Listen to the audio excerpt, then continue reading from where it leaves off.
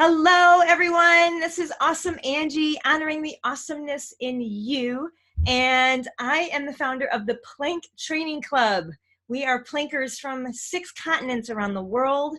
And today we have a very special interview with Mr. Sander DeJong. Did I say that right? That's right. DeJong. Yeah.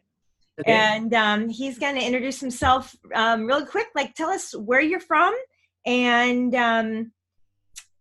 like what I want to know, like your occupation, hobbies too, just a little bit about yourself. Yeah. Well, so my name is Sander. I am from the Netherlands, the north of the Netherlands. I actually wonder if there are any other people from the Netherlands in the Plank Training Club. I don't know. So if you are, let me know. I work as a software engineer. So it has nothing to do with physical exercise. I just click on my keyboard and move the mouse, and that's about everything I do all the day. And hobbies, well, I boot camp outside, and I plank, and sometimes I ride a motorbike. That's about it. It fills my days. Excellent. You yoga as well, correct? Yoga as well. Yeah. Okay, that's important. That's important. I think that's a huge part of your training, if I'm understanding correctly. We'll get into that in just a moment here. So do you have an athletic background at all? No, actually, I started doing sports when I was 40. 40? 40, yes. I'm 53 years old now, so just until I was 40, I did nothing at all. And that's because, I tried some sports in my youth, I was really bad in it. So I was never stimulated. But when I was 40, someone said to me, you should run with the way your body looks. I think you can run. And he was right. So I started running, but I got injured quickly. And and then 7 years ago, someone introduced me, my wife actually introduced me to boot camp. And I liked that a lot. Mm-hmm. And I started with zero muscle strength. For example, in my stomach, I couldn't do anything. Lift my legs, leg raises was very, very hard. But I enjoyed it, and I started doing more and more. I'm a bit injured now, but if I'm fit, I do 3 times bootcamp a week and 2 times yoga a week, and that keeps me fit. Since I started with bootcamp, I could do planks. Well, it was for me much easier than for other people. So that was an eye opener, as they say. You said boot camp 3 times a week? Yeah. Nice. Boot camp 3 times a week, yoga twice a week. Yes, that's it. About an hour each session, would you say? Yes, it is. It is. So when I was 40, I was doing nothing in sports, and then 30 years later, I am. Yeah, it's a big change in my life. Big change. That's great. Let's speak to that really quick, because that is a drastic change from nothing to all of a sudden being very active. What did you notice? I think the most important change in your head, because, of course, I'm a very big guy. If you see my video, I don't look very muscular. I don't look like George Hood. I weigh almost nothing in kilograms. It's 60 kilograms. That's not a lot. It's very light. Even for a woman, it would be light. My body, I was not. If I went to the beach, it was a bit of a problem. I was not very proud of my body. But after half a year of bootcamp training, that changed something in my head. I mean, I don't think you can see it in your body, but I felt something had changed. So mentally it changed. It turned the switch. Yeah. Oh, that's awesome. So in your boot camp, how much planking were you doing? It depended. We started, it depends on the trainer as well. We started, how long can you do? And then there was me and another, and we could do 2 minutes. Whoa, 2 minutes, and everyone else was out. Then after a few years, another trainer said, well, come on, let's do a plank challenge. And I could do 5 minutes, and someone else could do 4 minutes, and everybody else could do less. And then there was another one, and then so we got to 6, 7, 8 minutes. And that's when I started planking for myself. So I started doing things at home. recording it, and because well, yeah, everybody else was not as good as I was. So yeah.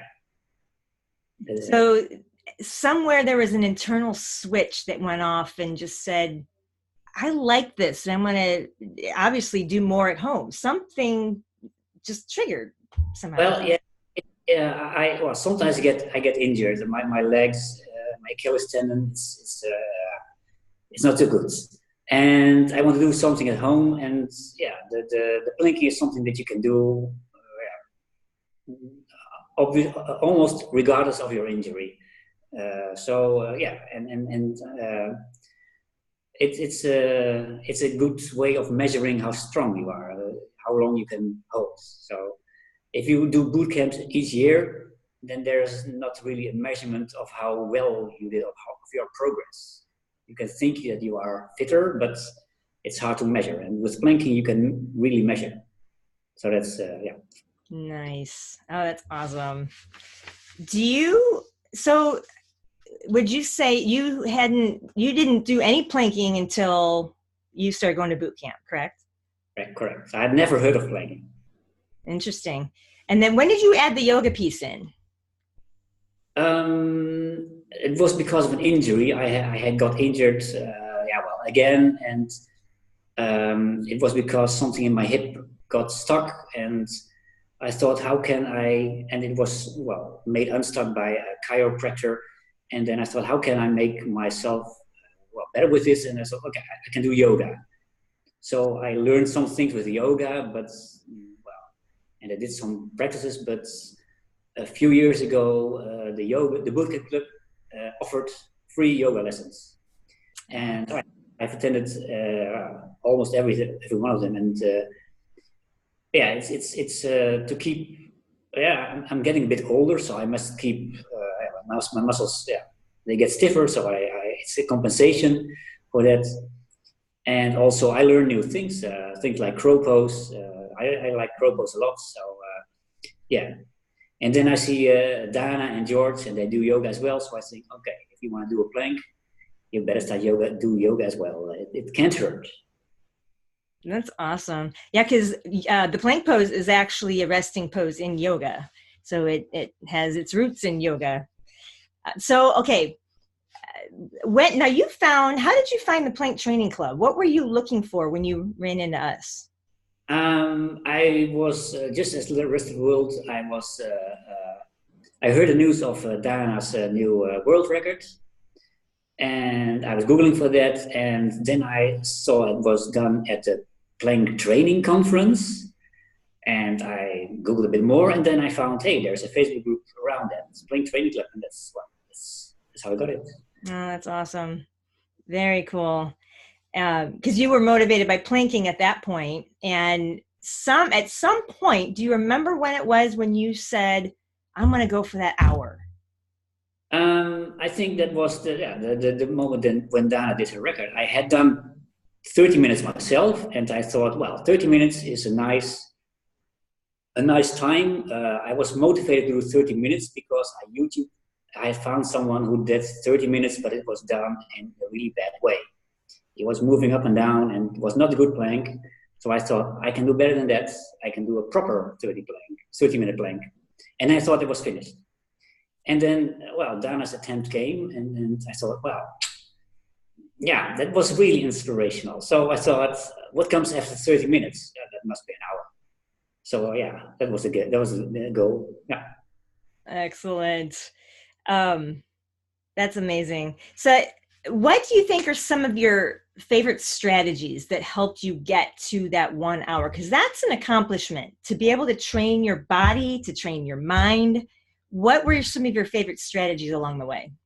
I found out that music is not distracting enough for me, so I switched to YouTube movies and Netflix movies. That's helping. But what really does it for me is, especially in the hour, there are several moments when you think, I want to quit. This is ridiculous. But then you think, but I really want to do that hour. And if I do it today, I don't have to do it anymore. And if I give up now, then all the time is lost, and I have to do it again. So that especially that last thought is really motivating. Just go on, ignore the tempting of giving up, and yeah, just keep going. Otherwise, I have to do it again, and I really don't have to want to do it again. It's not very comfortable playing. That was going to be one of my questions. Was that the one time 1 hour, or are you going to do it again? When I did 30 minutes, I thought, well, that's it. That's my planking career. But okay, then I would sit with an hour. What would motivate me? I have declared my hour to be a Dutch national record. I put it on Facebook and YouTube. I said, this, as far as I'm concerned, this is a Dutch national record. So if someone comes along and says, I can do 1 hour and 10 minutes, that would be a real motivator to 20 minutes. Yeah, that's the way it works. To go from 1 hour to 2 hours, it would be, you would have to really invest a lot of time, and to most people, it would not prove anything. I mean, most people find 1 hour ridiculous, and 2 hours is, why on earth would you do that? So I would have to find a good motivator to do more than 1 hour, but you never know. Awesome. So you're good for now. All right. So are you going to keep planking on a regular basis? Are you going to work it in daily? Or how does plank look in the future for you? I think I want to maintain some level of being able to plank. Otherwise, I have to build up everything from zero. So I'll keep planking. Just see. I don't know how long each day, but I'll definitely keep planking. Yeah. Yeah, that's awesome. How would you say? Let's go back to the actual 1 hour that you did. What was the toughest time? Did you have any blocks that you had to like really push yourself through? Yeah. There were two. The one was the mental one, around 20 minutes. When you think after 20 minutes, you're really uncomfortable. My shoulders are hurting the most. But you must force yourself. Okay, my shoulders just hurt. You can't drop through your shoulders. I mean, they're just there. They cannot fall out or something. But after 20 minutes, you think it's painful, and it's a really long time still to 1 hour. That is really tempting to just quit. But that's the mental obstacle. You have to think, no, just keep, it hurts, never mind, it will pass someday, but just hang on. And the last 10 minutes are, of course, physically the most challenging. I mean, your body starts to drop. You have to force your hips to go up again. But then it's 10 minutes, I can do this. I must do this. So that's when your mind helps your body just to hang on. So, but the mental part, it's so tempting to give up. I once did an attempt without any time set in my mind. And that doesn't work for me, because then after a few minutes, I think, forget it. So I really have to have that time set, just 30, 40, 50, 60 minutes. And yeah, that's the motive. That pulls me through. Do you have a mantra that you use? No, not really. Okay. Some people do. They have like one phrase that they go to. So how about after you held the hour for the first time ever? How did you have any, how was your recovery? Did you have any aches, pains, any issues at all? My biggest worry was my back, my lower back, because after I had 2 days before, I had done 40 minutes of planking with pauses, and it really hurt my lower back. So I was really worried about that. But to my surprise, nothing wrong with my back. There's nothing wrong with my back. What I felt was the muscles that you use to lift your legs. Going upstairs was really difficult. So those were the muscles, and I can still feel them. I did a boot camp tonight, and I can still feel those muscles. So, and I thought I had trained them properly with leg raises, but I guess I have to find some other moves to train them. But I must say, well, of course, and there's there is euphoria that I made 1 hour plank, and that takes away a lot of pain. That's awesome. Wow. Wow. As, so any tips for anyone that would want to consider a 1 hour plank? Well, I built it up. So this beginning of this year, my record was 17 minutes.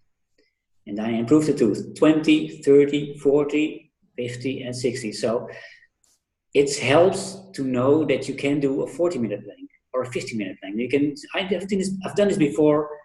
I just have to do 10 more minutes. So you just build it up. Don't go from half an hour to 1 hour. That would be very difficult. The mental aspect, I think, is so important here. You really must want to do that, and you must keep your mind under control. Don't be tempted to give up. Just yeah. That's for me. Yeah. Excellent. All right. Anything else you want to share? Like, here's a good question. How have you transformed personally because of this journey, specifically toward this 1 hour plank?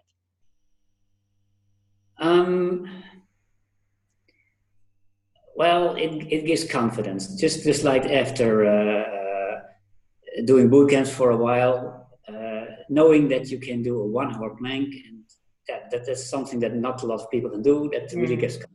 So it's a confidence booster. And well, yeah, it's you surprise yourself that you can do this. But I must say that George, of course, on his age, I mean, there's no excuse for anyone to say I'm too old for that or I can't do that. Come on. I watched a video last week of George doing the world record, 1 hour, 20 minutes. That was 8 years ago. Hey, if I train a little bit more, I can do 1 hour and 20 minutes. Yeah, so it's in reach of more people than they think. But I know a lot of people who I think they know their body can do a good plank, but their mind, well, they give up. So, or they don't really want to do a long plank. So, yeah. That motivation, finding the motivation. Our brain always gives up before our body. I always tell my peeps that, your brain gives up before your body. Your body is stronger than you realize. And I thank you for sharing. I mean, this is such a tremendous accomplishment. 1 hour plank. And you recorded it. You did it well, where you had it all set up. You had that plan. That was a beautiful way to perform the plank, so that you have proof that you did it. And I love your challenge out there. Who else in the Netherlands, can hold a 1 hour plank? Challenge is on. I want to thank you, Angie, for all the things that you do for Plank Training Club. You put a lot of time in it. And of course, all the people from Plank Training Club for all their comments on Facebook. That's, I mean, around me, yes, most people find it weird that you do something like that. It's a waste of time, or why on earth would you do that? And, the Plank Training Club, all the like-minded people. And, yes, that's very much. Yes. Oh, thank you. Thank you. And from 6 continents around the world, it's beautiful people. And it's fascinating that we've taken one topic, the forearm plank pose, and we break it down, and we encourage one another. We're making it fun with all the competitions and the consistency badges that we do. It's been a lot of fun. I really appreciate your participation and love watching your growth. That is so awesome. And in the Plank Training Club, our mission is to let people know that this isn't a weird thing. There's some really good benefits to the plank pose, whether it's short, consistent, or taking it long like you did. And there's no right or wrong. It's just as long as you do it, with good form and safely, finding that motivation, following it, and look what you created. That's so awesome. So awesome. All right. Well, thank you. Thank you, Sander, for sharing. And thank you for your participation in the Plank Training Club. And any final thoughts? Just keep planking, everybody. Yay. Yes. Plank on. Plank on, everybody. Thanks so much.